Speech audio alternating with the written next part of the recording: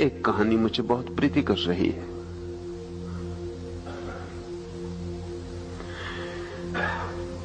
एक सम्राट ने अपने दरबार के सबसे बड़े धनुर्विद को कहा कि अब तुझसे बड़ा धनुर्विद कोई भी नहीं। तू घोषणा कर दे राज्य में, और अगर कोई प्रतिवादी ना उठे तो मैं तुझे राज्य का सबसे बड़ा धनुर्धर घोषित कर दूं।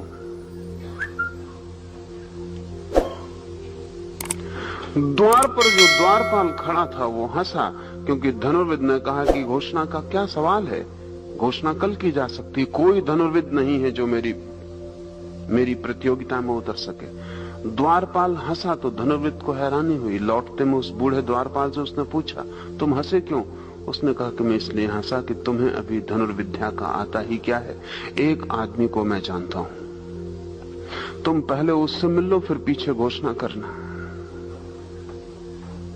पर उस धनुर्विद ने कहा कि ऐसा आदमी हो कैसे सकता है जिसका मुझे पता ना हो? मैं इतना बड़ा धनुर्विद।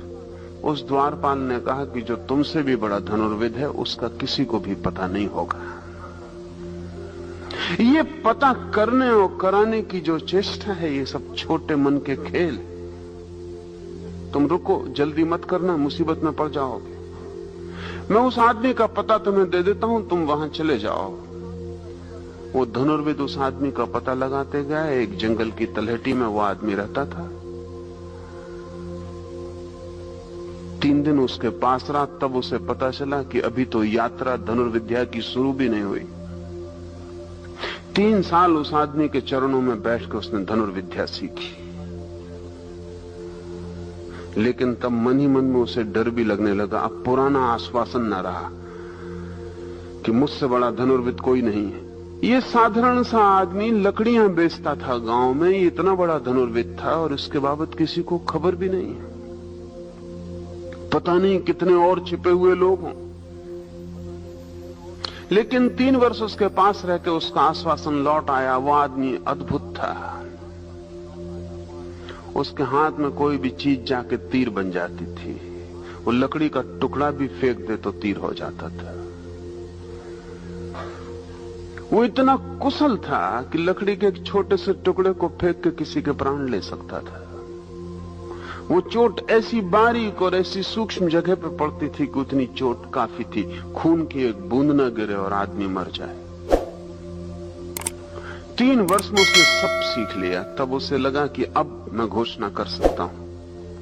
लेकिन अब उसे एक ही कठिनाई थी कि ये जो गुरु है उसका, इसके रहते मैं चाहे घोषणा भी कर दूं, और ये गुरु ऐसा नहीं है कि प्रतिवाद करने आएगा, लेकिन इसकी मौजूदगी मेरे मन में तो बनी रहेगी कि मैं नंबर 2। तो उसने सोचा कि इसको खत्म करके ही चलूं। सुबह लकड़ी काटकर गुरु लौट रहा था। एक वृक्ष के आड़ में छिपकर उसने तीर मारा उसके शिष्य ने।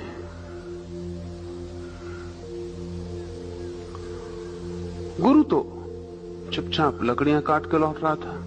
उसके हाथ में तो कुछ था भी नहीं। तीर उसने आते देखा तो उसने लकड़ी के बंडल से एक छोटी सी लकड़ी निकाल के फेंकी। वो लकड़ी का टुकड़ा तीर से टकराया और तीर वापस लौट पड़ा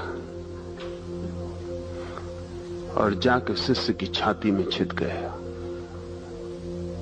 भागा वो गुरु आया, उसने तीर निकाला और उसने कहा कि ये एक बात भर तुझे सिखाने से मैंने रोक रखी थी, क्योंकि शिष्य से गुरु को सावधान होना ही चाहिए।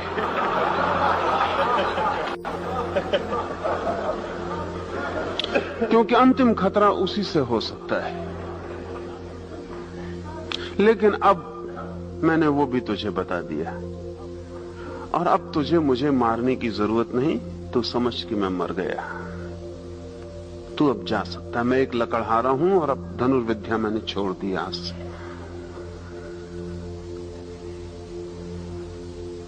लेकिन जाने के पहले ध्यान रखना, मेरा गुरु अभी जीवित है।